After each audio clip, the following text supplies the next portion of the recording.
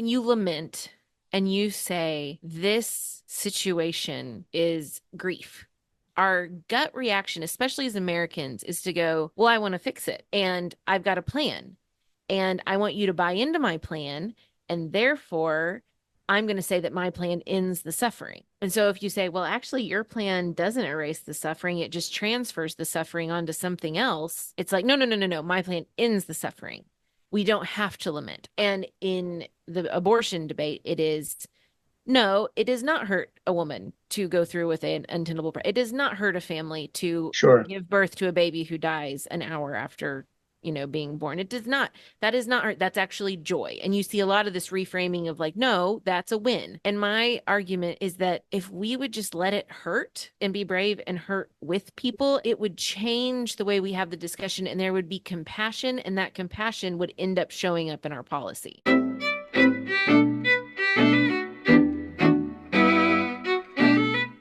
Hey, so Becca, it is wonderful to have you back or here or whatever we did. I forget whether we've just talked before because you interviewed me for a bunch of stuff, whether we've done a podcast before, haven't we? Yeah, yeah, with my last book. And then now I'm here as a part of my thank you tour for Yeah, well, thank you for writing the forward to the new one. yeah, we've done enough together between just talking about your book and then I wrote a forward to your book, which we'll get into. And then you've had a podcast and now you're back. And it's like, has she been over for dinner or something? Because I seem to have seen a Yeah, lot of you. yeah, we need to make that happen. We can do that.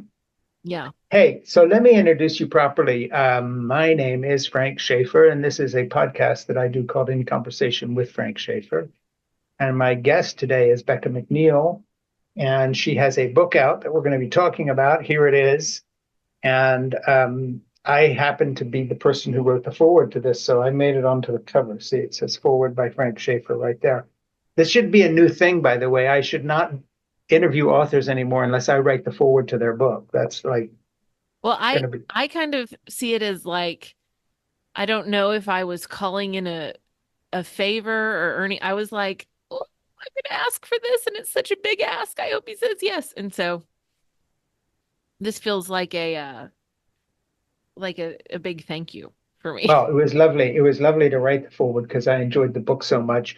Let me continue to introduce you properly. Bekah is a journalist and was recently keynote speaker at the 2024 Associated Church Press Convention in May. She is the author of a brand new book, which we're talking about here. It comes out July 16, called This Is Going to Hurt, Following Jesus in a Divided America, for which I wrote the foreword. Please subscribe to In Conversation with Frank Schaeffer at Apple Podcasts. That's what you're listening to here. And to my Substack, it has to be said, at frankschaeffer.substack.com, which is a regular commentary I do, which is kind of heating up as the election season approaches. Unfortunately, I wish we could just talk about books and other things besides the end of the Republic, but that's where we're at, unfortunately.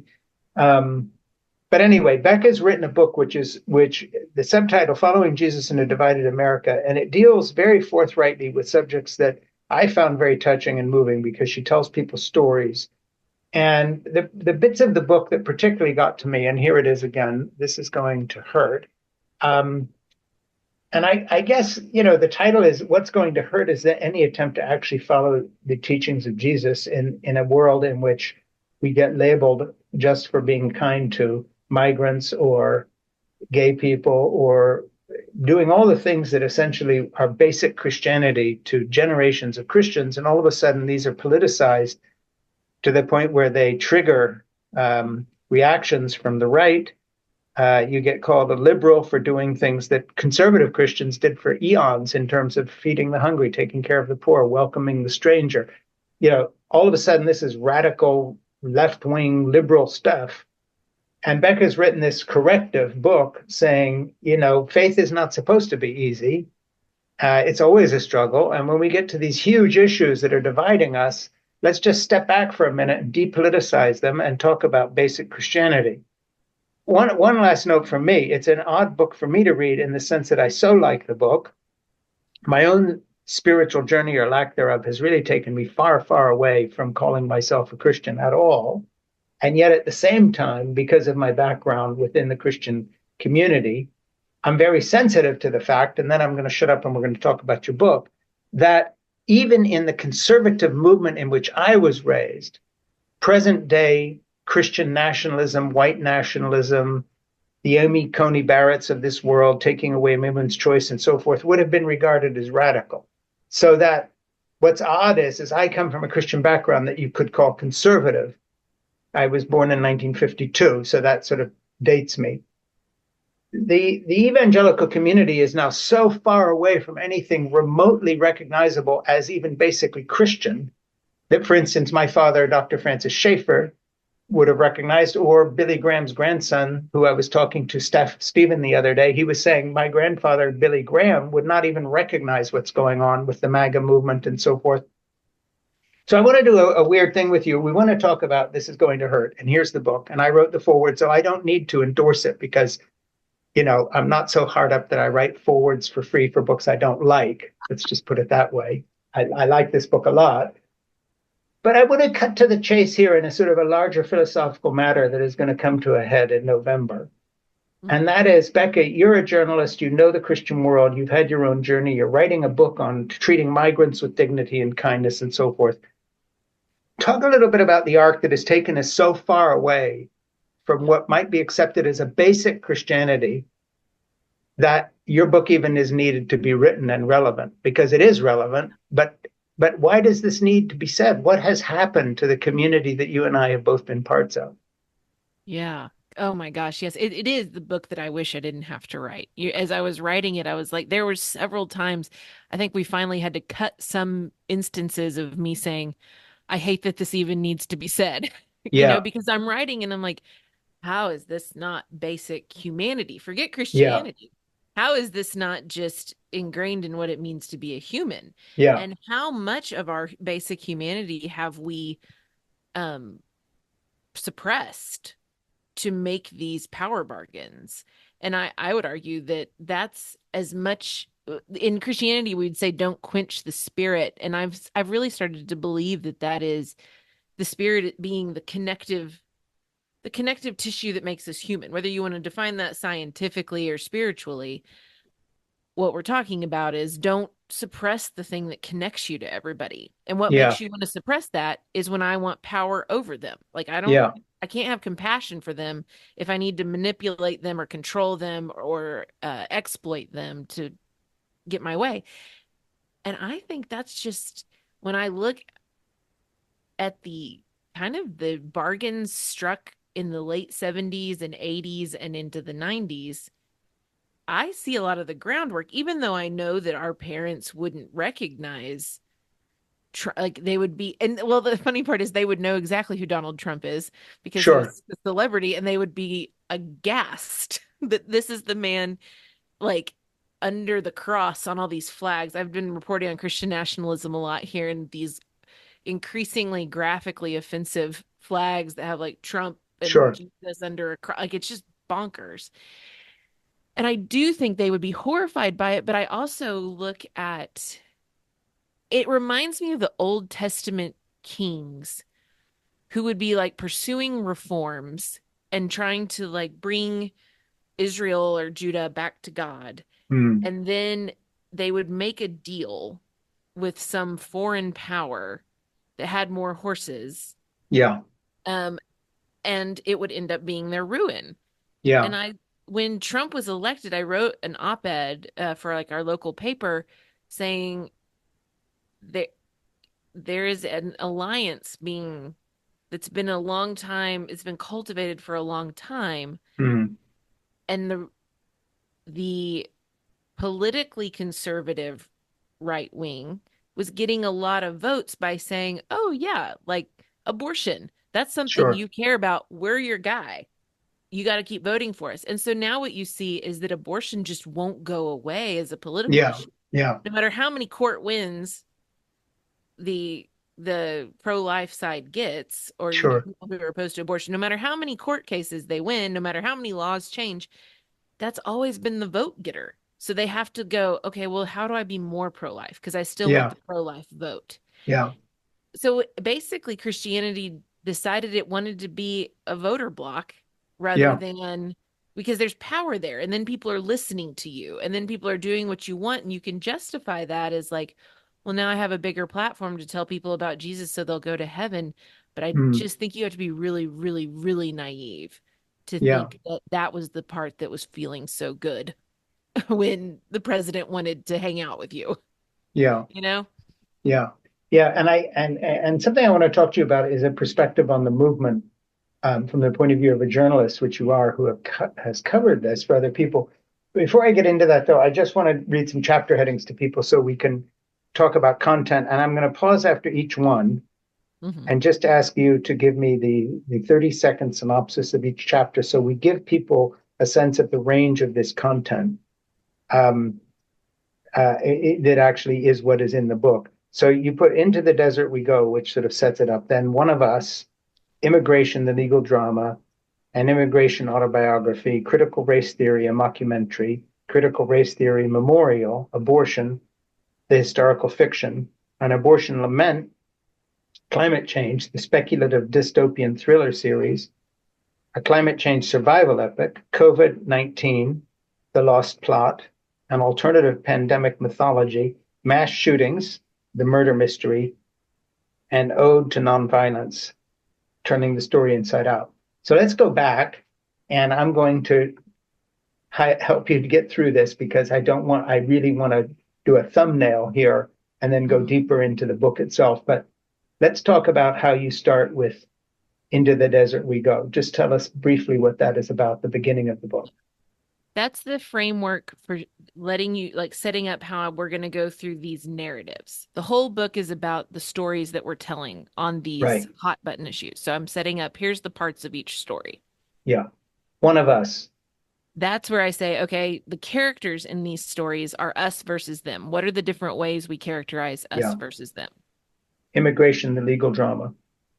So this is the way we're currently telling the immigration story is akin to a legal drama. Yeah. It's a the law is this character that fights for you or against you. Yeah. An Immigration Autobiography. And then I say a better way to approach the immigration story is to listen to immigrants themselves and let them tell their story. Yeah, which you do. And I love, by the way, I always love the stories in the book. Thanks. They're really beautifully told. You're terrific writing in addition to everything else. Critical Race Theory, the mockumentary. So the way we're currently having the critical race theory debate is very much akin to a mockumentary where you know you're presenting facts as facts that aren't facts. Yeah, yeah. Critical Race Theory Memorial. That a better way to do that would be to have conversations about race with the reverence and ownership that with which we build memorials. Hmm. Abortion, the historical fiction. That's that we have the abortion, we tell abortion stories with a blinders on as to where this Hmm. whole issue came from. An abortion lament. That the way to properly tell the stories of abortion is with just owning or accepting the fact that grief is part of life. Hmm. Climate Change, the speculative dystopian thriller series. That's that our stories about climate change all right now have this very like opening scene of Yeah, a terrifying speculative fiction series. a climate change epic, survival epic. A better way to tell the story, we hope, will be the story of humanity banding together to survive. Hmm. COVID-19, the lost plot. The COVID-19 chapters are, I mean, the lost plot is just that what is even happening with the way we're telling stories Hmm. about this. Hmm. An alternative pandemic mythology. That is creating a story that of what could be and Hmm. where did this come from and what is our role in it that Yeah. is different. Mass shootings, the murder mystery. That's about how we treat mass shooting stories like we don't know what happened and how it happened and who done it and why. Thoughts and prayers, right? Yeah, and the unthinkable. Yeah. or senseless violence. An ode to nonviolence. That's where I'm making the point that the only way to tell this is if we are in pursuit. The only way to fix that narrative is in pursuit of a Yeah. nonviolent culture. Okay, so I'm going to read the last one, which is turning the story inside out, but now I'm asking you to do the longer version and really talk about that. So where do you wind up in this book? So when we bring it all together, the case I'm making is that these stories, these broken stories, Hmm. each subject has two chapters, and that the first chapter is how we're currently telling the story, and Yeah. it's broken. And that it's broken because we always orient the question of whose suffering can I tolerate and whose suffering is completely intolerable. Yeah. It's your suffering I can tolerate, my suffering I cannot tolerate. Yeah.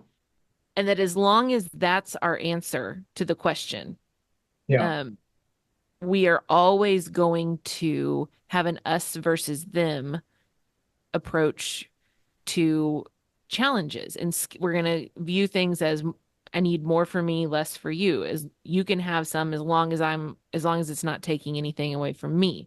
We're going to always allocate suffering that way. And that when we turn it inside out, which I think is what the gospels are advocating. I think that's Yeah. what Jesus, the historical figure, I think was advocating a very flattened hierarchy and inside out model. A lot of Sure. historically, like in the 70s, it became very popular to talk about it being upside down, Hmm. like the last shall be first and all that stuff. And I think that's helpful, but I think that actually the way we allocate suffering and compassion tends to be more of a like a radial model where you have me at the center and everybody further from me getting out, and everybody close to the center gets compassion, and the further and further you get out, the more I can be like, oh, sorry, this might not work out well for you, but I need it for me. Yeah. And when you turn it inside out, it's not that you're saying, now I'm going to go be a martyr and I'm going to starve because every bite that goes into my mouth could be going into somebody else's mouth. It's that now I think of it almost like a donut. Like Yeah. I'm taking what's at the center and wrapping it around the outside so that we're one. It's oneness. It's Hmm. not the inside out version of this is where I'm not okay until you're okay. There's not a situation where your suffering isn't painful to me. It's really radicalizing compassion to say I don't want to live in the world where me and mine are fine and Yeah. you and yours aren't. And that's not okay with me. And that's I think what the radicalness of that inside outside is now us Hmm. encompasses it's oneness. We are Yeah. all part Everyone. of the big us. Yeah. I have a question for you about the book itself. The writing of the stories are all really poignant. They're really good, and I'm wondering how you collected them. I've recently been interviewing different authors who have made stories of people within their books, the book. They have interviewed X number of people, people with a lot of children, people with none, women, whomever, to get the story told. Um, when you started to write this book, did you go looking for these stories, or were these people you already knew somehow and were connected to? Just talked about the storytelling part of this book and how you collected those stories, how you went looking for them, or whether they kind of just dropped into your hand because you already knew these people. Because as a journalist, you first contacted me, you wanted to interview me about something. Let's say you had been writing a book where some personal story of mine have been used. Okay, then that's how you would have met me. How do you know these people? How do you know the stories? Most of them I met through reporting. Like the best part about book writing as a journalist is that your source material is your daily work. And Sure. so many of these folks whose story, but what's fun about writing it now as a book is that when you're writing these stories in journalism, like it's short, you have a limited amount of time, and you, Yeah. the author, are kind of not part of it. So Right. I'm not really talking about how I'm observing it. I'm just kind of listing the facts, and I Yeah. try to draw out their humanity, and I think I do an okay job as a journalist creating real characters, Yeah. letting people's humanity come through. But in a book where I can say this is how it affected me. Now Hmm. you have this interplay. So I'm sometimes telling the story of what was going on behind the scenes Sure. while I was writing a journalism story, like Yeah. something that appeared in a newspaper. And those behind the scenes conversations that didn't make it into the story are actually a lot of that's where Mm. it was while I was reporting, particularly on abortion, that I got the idea for the book. And I Yeah. recount the story of sitting at the woman's kitchen table and watching her and her husband cry. And that didn't come through necessarily in the Mm. reported story.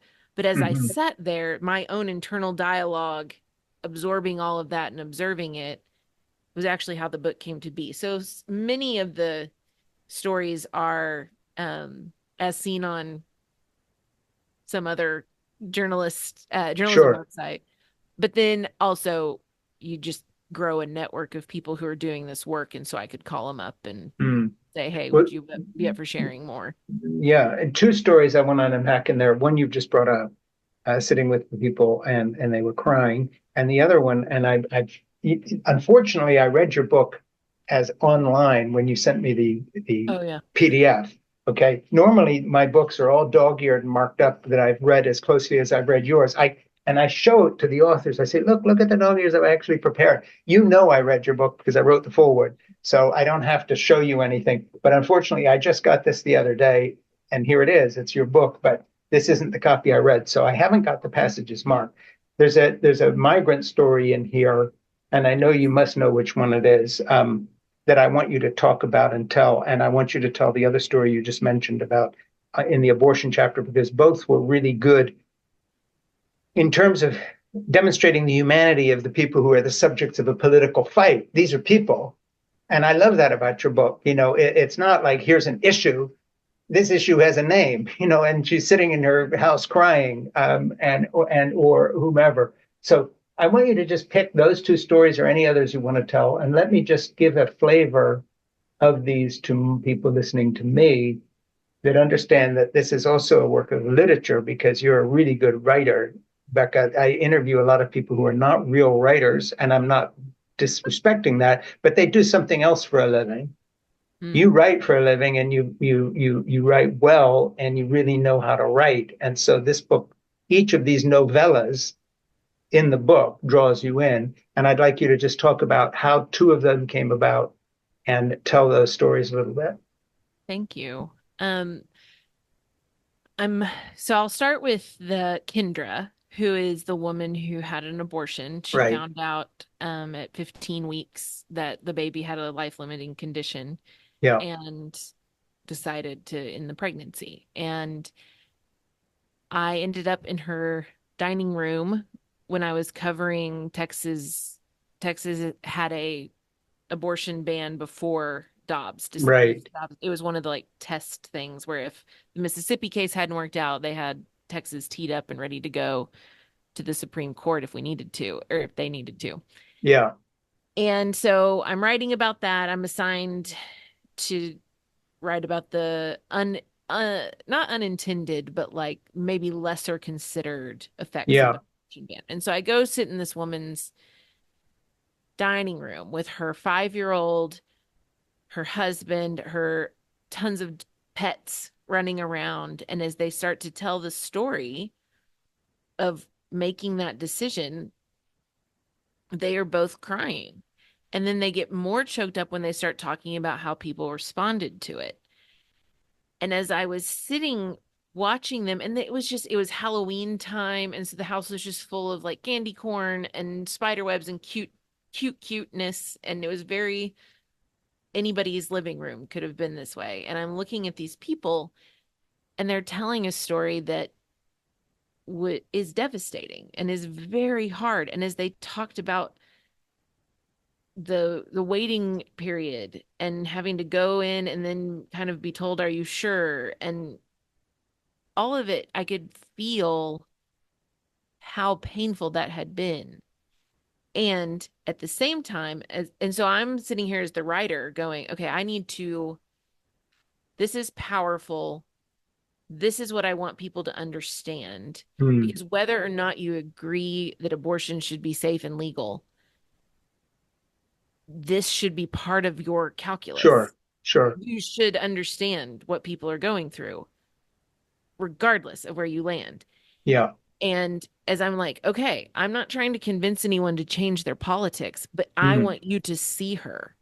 Yeah. And in my head, as I'm like I'm feeling compassion. I'm wanting to write compassion into it. Hmm. I am trying to craft the story, and I can hear in my head the counter narrative, Yeah. the answers that I grew up with in the pro life movement. Like it's already accounted for. And that was a moment. That was a big moment because I was like, oh, her Mm. suffering, the pain of a mother is already written off Yeah. and accounted for in this Yeah. political counter narrative. When they politicized it, you have to eliminate any compelling argument on the other side. And if the compelling argument is a human being whom you might Yeah. have compassion for, you Yeah. have to somehow neutralize them. And so Yeah. she'd been neutralized. And then the same thing happened. I think you're talking about Jessica Minhevar. And she was a mom from I'm trying to remember now if she was from Nicaragua. No, El I, Salvador. El yeah. Salvador. And her kids had made it to the United States Hmm. and were living here, and she desperately wanted to be with them as their mother. They had been living in a town that was run by gangs, and the gangs had been recruiting her daughters to be girlfriends, Hmm. which is not great. No, it's the worst version of what you can imagine. Yeah. And they were coming after her sons to enlist. It was just a very bad situation. So her kids were here. And I wrote about this story for Christianity Today. Yeah. And she came across the only way available to her because fleeing gang violence is not grounds for asylum anymore. And so Mm. she comes across with illegally, gets caught, ends up in uh, briefly detained and then deported. Yeah. And her story of wanting to be with her daughters, wanting to escape violence, Mm. of praying to God and finding hope and leading a Bible study in the detention center. And Yeah. all of this, for me, it struck me as, oh, wow, like our border policy is the antagonist Yeah. in her story, in this story of redemption, in this story of a family being together. This law and the way we decide who gets to immigrate and the way we Sure. run borders is the antagonist. Hmm. It's causing her suffering. Yeah. Yeah. And we work so hard to, we love the law so much in the United States that we just cannot abide it being the villain in a story Yeah. Yeah. or the antagonist or the cause of suffering. Yeah. And so you have to do that, you have to deaden your heart to the real suffering in To her the real life, person. which is not even what she's going through in El Salvador. It's the being separated from her children Yeah. Here. and the sacrifice she Yeah. made Yeah. so that they could be safe. Yeah. And but there's no room for that if your agenda is a legal agenda. You Yeah. need the other side to be neutralized and for Yeah. there not to be compassion, because compassion really gets in the way of power.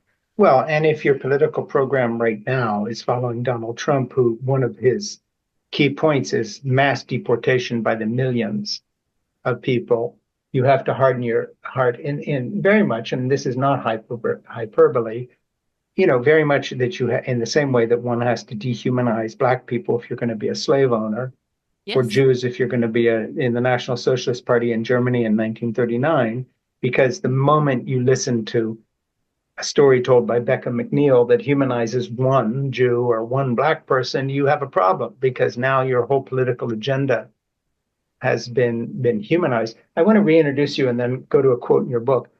This is In Conversation with Frank Schaeffer. I am Frank Schaeffer, and my guest is Bekah McNeel, and I wrote a foreword to her book, Bekah is a journalist and was recently the keynote speaker at the 2024 Associated Church Press Convention in May. She's the author of a brand new book out July 16, which it almost is now, and it is titled This is Going to Hurt, Following Jesus in a Divided America. So it is rather apropos for the moment we are in, because we have an entire political party controlled by people who call themselves Christians and Christian nationalists.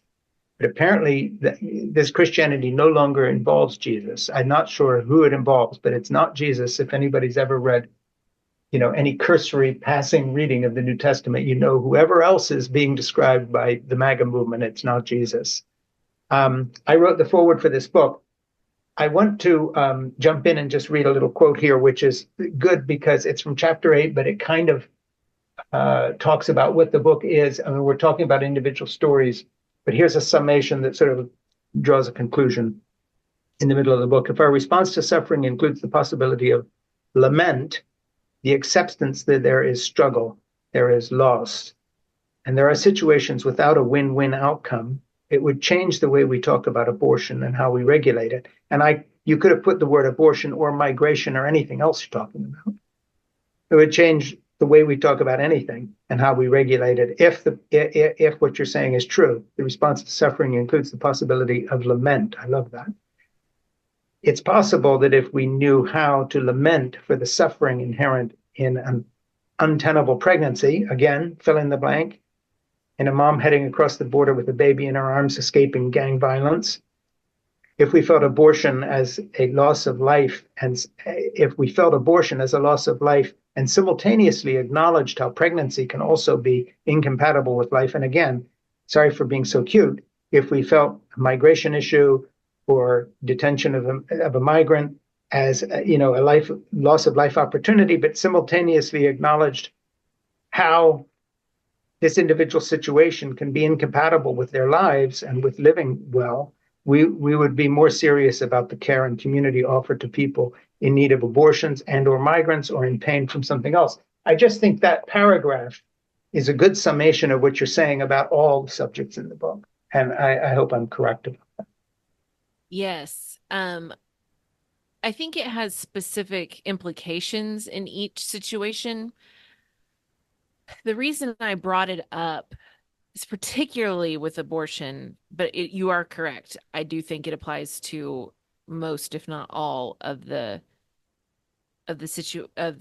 cases in the book.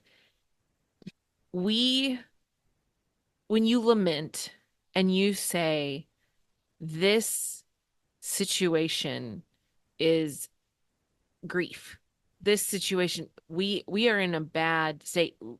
Our gut reaction, especially as Americans, is to go, well, I want to fix it. And I've got a plan. And I want you to buy into my plan. And therefore, I'm going to say that my plan ends the suffering. And so if you say, well, actually, your plan doesn't erase the suffering, it just transfers the suffering onto something else. It's like, no, no, no, no, no. My plan ends the suffering. We don't have to lament. I have a Yeah, way where we don't have to lament. And in the abortion debate, it is no, it does not hurt a woman to go through with an untenable. It does not hurt a family to sure. give birth to a baby who dies an hour after, being born. It does not. That is not hurt. That's actually joy. And you see a lot of this reframing of like, no, that's a win. And my argument is that if we would just let it hurt and be brave and hurt with people and say Yeah, this, it would change the way we have the discussion, and there would be compassion, and that compassion would end up showing up in our policy. yeah, You would have compassion. We'd have compassionate border policy if we weren't so determined mm, and that the border works a little differently because we're simply okay with the migrant suffering. We're not even denying that they're suffering. We right. just, as a nation, are like, bummer. Sorry for Well, it's you. very there's actually a parallel with the way we look at incarceration. You're going Yes. to be raped and beaten up. Well, hey, you're a criminal, you're in jail. But was that part of the sentence? Was gang raped in a prison part of your sentence? No, but hey, it's par for the court. we are abominably hardened to the plight of anyone that we have written off as sort of less deserving than ourselves. Well, I mean, there's no air conditioning in that tent city. Tough, they're homeless. I mean, what do you expect? They're living on the street. Not, there's no sense of empathy or put yourself in those people's place. Yeah. And of course, that's the theme of your book throughout. I cut you off. I'm sorry. Well, no, I love that's a perfect example. It's one of the big us versus thems that I draw out because I draw out like there's a racial us versus them, there's a Yeah, gender us.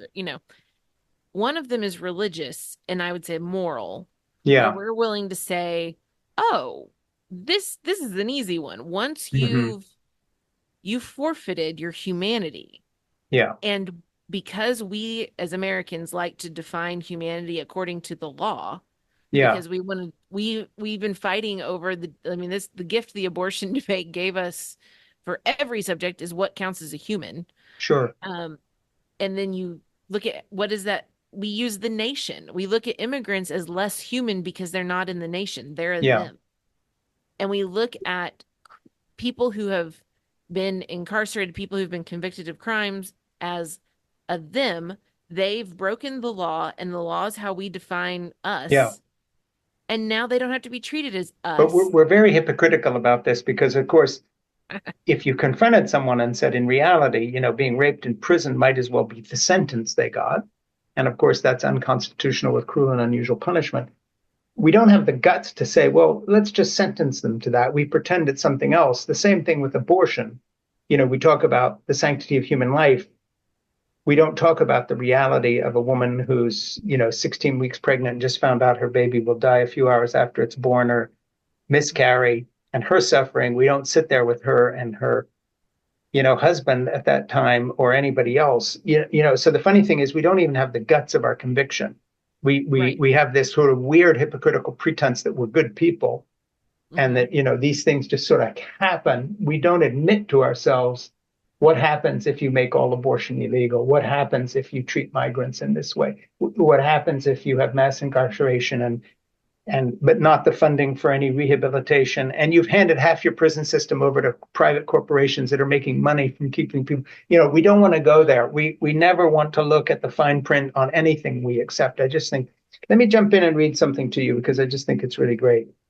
Healing our pandemic response story. I like this again because once again, part of the genius of your book is that you say things in each individual I guess, section, but they apply much more widely than what you're just talking about. So, context, instead of capitulating to a political context that shapes how we respond to suffering, Jesus' story offers a shalom seeking context. Instead of letting our politics tell us how best to dole out compassion, we begin with the desire to see God's peace and love extended to humankind. And jumping down a little bit, a healing narrative judges that suffering is suffering, even if it was necessary. When we see suffering, we should respond to it as suffering without first asking if it undermines a policy or position we support, which is what we were just talking about. And then you get to trade offs, allowing the suffering of the world to direct our attention, not a political agenda. We lose the confidence and moral superiority, perfectionism, and the momentum of that perfectionism affords us. If we move forward knowing that our positions cause suffering, we cannot barrel through pushing our agendas without pause. Again, applies to everything we're talking about. And then you get to us and them. When we trade control for compassion, people will do things we wish they wouldn't. We will disagree. We will at times vote differently, but, and I'm turning the page if you hear it crinkling on my podcast, if we see our political foe as part of, quote, us, with agency given them by God, we will continue to approach them with the desire to understand and heal, not simply try to convince them or force them to do what we want. And the last little bit is distance and compassion. We draw close in compassion, not just to those who suffering makes the case for our preferred policy, but to those who suffer as a result of the policy we have to support. And I just think that's, beautifully written and so wise and just exactly what we need to be thinking about as we roar towards this November election. when both in the liberal and the conservative camps, everything is reduced to policy and politics. And I really fault the left for that too. Mm. So all of a sudden, gender issues and all these other things become a political cause, not the kid stuck trying to figure out who she is or who he is or who they are. We have a genius for reducing things to examples of something else without looking at the thing itself. Oh yeah. And I love that about your book because it always, if I can put it this way, I've abandoned my evangelical Christianity, but I understand the good bits. And you represent the good bits in this book. And it's really trying to see the individual as a human being and as an individual, not as a kind of a pawn in the political game. And I love that about the book. I hope you like the selection that I read there, but because I think Mm. that summarizes what the book is about. Thank it. I really did want to do that, especially writing. The book writing cycle is so long. And I was like, Yeah, this is so dicey to choose news topics that are not going to be like I wrote this before the conflict in Gaza. yeah, And but obviously it all this applies. exactly. And so what I was trying to do is exactly, and thank you so much for highlighting that for everyone that even if you're sick of hearing about COVID-19, what I'm trying to do is say COVID-19 illustrated something. It And did. each issue illustrates some Hmm. aspect of the way we dull our compassion in favor of power. And I really Yeah. do think those are the two streams. It's do you want power over people or do you want compassion for people? Do you want to Hmm. love them or do you want to control them? And the COVID was such a great illustration of and it came for everybody. Everybody had to decide when a mom tells me I think wearing a mask is hurting my child's speech development, Yeah. do I go, no, I'm sorry, that just can't be true because masks are good? And you go, okay, well, and Sure. again, it brings it back to lament. We were in a pandemic. Things were gonna suck. Like Hmm. there was gonna be parts of life that were just miserable. But it came to where if you acknowledged someone else's suffering, if I said, "Oh my gosh, I'm so sorry. This is hard." Yeah. And worse if you tried to come up with a solution, well, maybe we'll all wear our mask, but the kid won't have to because Hmm. like maybe we can take him off and do, Hmm. if you came up with any solution, Sure. you were betraying this. We all have to be united in our, we're going to wear masks 24/7, whether you're alone in a field or in a crowded class. Like you couldn't, and likewise, when I had friends who were not none of my friends, but extended community who was anti-vax, anti-mask, all that stuff, when they inevitably got COVID and were super, super sick, they Sure. had a hard time admitting, like, whoa, that Maybe I was made a mistake here. really bad. And Mhm. then wanting, like, oh, I actually do want you all to get vaccinated now. It was seen as a betrayal. You Yeah. couldn't, it makes you, it is, I'm concerned that we have let politics replace all other decision making paradigms. Yeah. And people's first question is, what side did this come from? Yeah. And not, And is and it and true? unfortunately it's the same and that's the same with the left and the right. Oh yeah, no, And I'm not that's into moral us. equivalence, but when it comes to the left, they are as bad as the right when it comes to that. They want to Oh know, yeah. Ernie, Greg, my producer and I do this podcast together, and we're always a little bit flummoxed, because we consider ourselves to be good old-fashioned liberals, which means open-mindedness towards other points of view. To have people who respond saying, "Well, if you're going to have that person on, I can't watch this anymore." It's like, hey, excuse me, we're in the business of looking at information and lives. Okay, this person was the editor of the Wall Street Journal. Tough. They're a very powerful, big organization. You don't want to know what he thinks. Yeah. Um, and I think it's the same thing with gender issues and race and equity and inclusion. By the time it becomes a political formula, we're not talking about people anymore. We're talking about a weapon in the drawer that we use to make ourselves feel good that somehow we're more moral or whatever it may be. And I really think a lot of Americans are sick of this. And it's a kind of a pretentiousness And I think what we're all longing for is the view that Bekah McNeel takes in her book, if I can put it that way, because this is going to hurt. Basically says, okay, fine, you hate these people. They're wrong. They're always wrong. We cancel our thing. We're never going to talk to them again. They hate everybody we love. One little problem there. A, you're not perfect and don't have all the answers. B, they're human beings. And Yeah. there's a story here. And I love that about your book. I just think it's a consoling thing to find somebody writing who's a journalist and so good at what you do from that point of view. If I was not interested in Christianity at all and read this book, I'd say, I want to know a little more about this. Wherever she's coming from, this sounds pretty good because of that aspect. I know I've gone on a little too long there, but I really do like the point you're making. I could listen. Are you kidding? This is like every author's dream. Like, tell me it worked. Tell me, Yeah, it tell me works it came well. across. It comes But across. I do think that there's a huge hazard, and I have been corrected in this. I am a millennial white woman Hmm. who really wants to prove that I'm one of the good ones. Like my ego wants Right. my friends who are black and Native American, whatever, to say you're one of the good ones. We used to call that being woke, but now woke is a pejorative term, and I don't I don't know what's replaced it, but Right. like you're a good white person, and I feel it. I feel that like, oh, approve of me.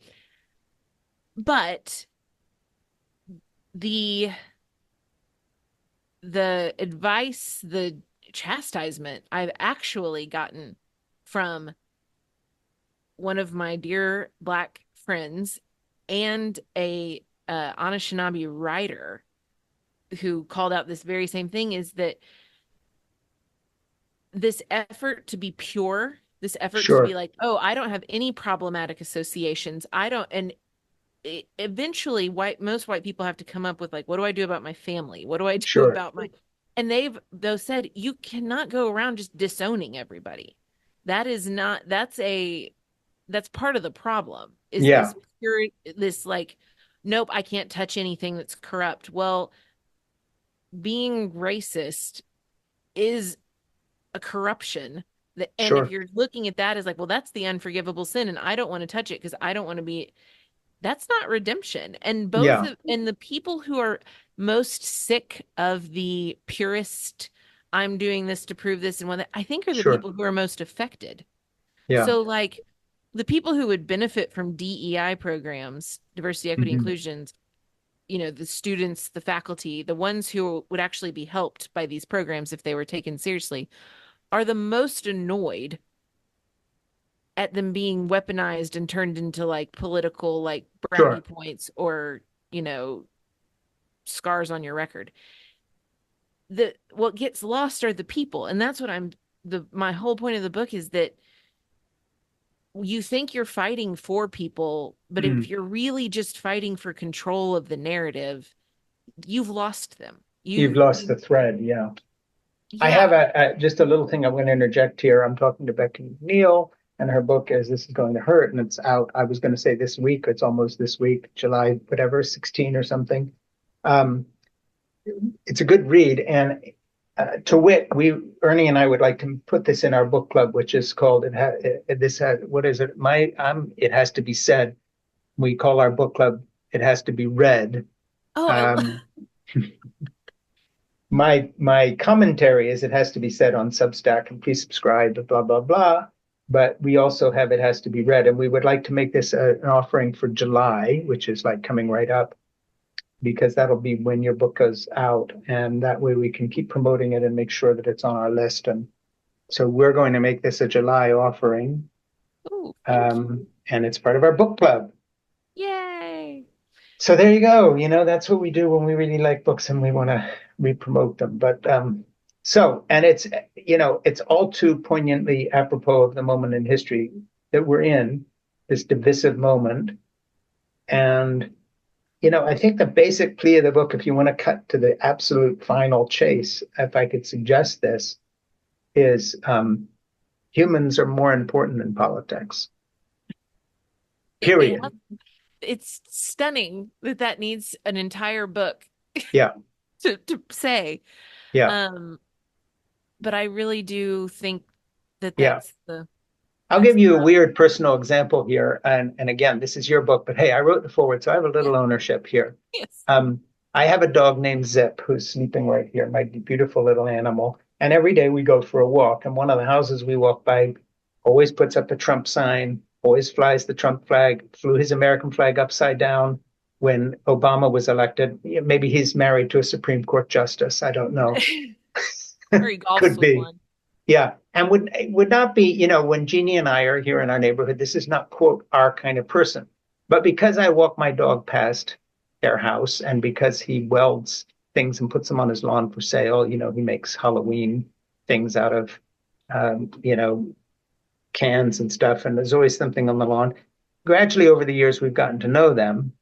And because of my dog, who they like, who always goes over and says hi to them, and doesn't chase their cat, so scores big points.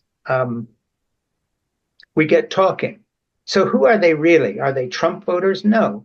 Um, Pat is recovering from having a lung removed, and she's 8-year cancer free, and I'm so happy for her.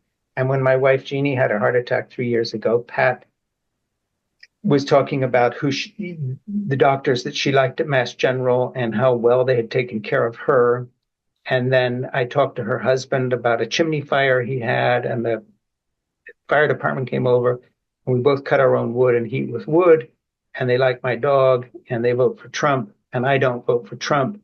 But the funny thing is, when I walk by their house, what I check on is to see how she's doing with her latest scan or checkup. And what they ask me about is how Jeannie's doing. And it isn't kind of a kumbaya, can't we all just get along? But the fact is, I treasure in these divided moments the times when I feel solidarity as a human being with another human, irrespective of the fact that we hate each other's political candidate. Each thinks the other is awful when it comes to this, you know, and so forth and so on. So, irrespective of whatever conspiracy theories they're into, there's a basic humanity there that just cuts through all this. And I would say this is going to hurt, basically says that following Jesus in a divided America um, necessitates that you begin to be interested in whether Pat is fully recovered from her lung cancer before you worry about who she's voting for. And the crazy thing is that if you operate that way, you have more of a chance of actually talking to Pat about who she's voting for than if you flaunt your Biden sticker and say cutting things. And I mean, that's not much of an appeal, but it's certainly where I live in my little neighborhood, having been here for 44 years. And I'm grateful that I know people who are very different than me and that there's a basic for and neighborliness there, which I think comes straight out of the teaching of Jesus, who would be looking at our liberal friends and saying, I'm glad you think you have your shit together. You're still an asshole. I don't know where Hmm. that is in the Bible, but that's basically Jesus's message. I think Um, he said it to the disciples at least once. yeah, all are assholes and have come short of the glory of God, something like that. Yes. There's not enough of that recognition on the left. And of course, the right is full of its own kind of demonic passions these days of writing the rest of us off or making lists of who should be deported or executed or whatever the hell they're going to do with this if they win next time, all Yeah. joking aside. Yeah. No, and if I could just add one thing to that, I think of the fresh like this tension that we feel in America between is caring that you had cancer the same as saying I don't care who you vote for. Yeah, And I actually view it, I had this amazing professor in college who was like my mentor in writing. He's the reason I can write. Um, and he was this Vietnam vet, fascinating person, Baptist preacher, um, brilliant, like he'd been to the Iowa Writers Workshop, just a fascinating person. But he did an entire lecture each semester on marriage, just yeah, randomly in the middle of our writing workshops. And his big thing was always never let contempt enter the marriage. A marriage can survive anything yeah, except contempt. yeah, And I didn't understand that until I got married. yeah, And also, when I look at family, at my extended family and my neighbors and this project of union, Yeah, because it's not that marriage, it's union. Unity can't survive contempt. It's when I care about someone, I actually care more about how they vote. And sure. maybe the pain is not, oh, if we're friends, I have to approve. But if I'm friends with you, then your racist point of view or Yeah, you're not caring whether immigrants suffer or not actually hurts me deeply. sure. And it brings back lament. If you're willing, contempt is this protective, like, I don't even care what you think. I've written you off. Hmm. And the plea is not, let's just all get along and have fun and not talk about our differences. The plea is don't write each other off as human beings. Yeah, Care more. And that care is one day going to manifest as bringing you a meal at the hospital, and the next day is going to manifest as I can't not talk to you about right. your your vitriolic Facebook post that was so harmful to your soul and to Yeah, your yeah, neighbor. So I actually think that everything you described is exactly right. And it is the deepening of relationships that we need. And what's hard about that is that it's going to hurt yeah, because we are divided and yeah, other people's views right now are painful. And it's painful to love somebody who you feel is so hateful and you yeah, see the effects and you see it tearing apart the country and plummeting us toward the climate abyss. It's hard, but contempt gets us nowhere. yeah, So it's really yeah. a plea against contempt. Yeah, and I think the book makes that clear. Before we run, and I know you have a heart out because you're doing something. I forget what you said it was, but it's what are you doing that's so important? I You have a got to go do doctor's it. appointment There and we are. Okay, and I you're didn't staying, account for the travel time. you're staying alive, and we're going to get I out of am here. And we trying got two so hard minutes before you miss your appointment. and Uh, die. what are you working on? I don't mean another Oh, book or whatever. What are you doing? You journalism, oh, journalism, or you? I'm journalismizing. Um, I am working on a lot of Texas education policy stuff.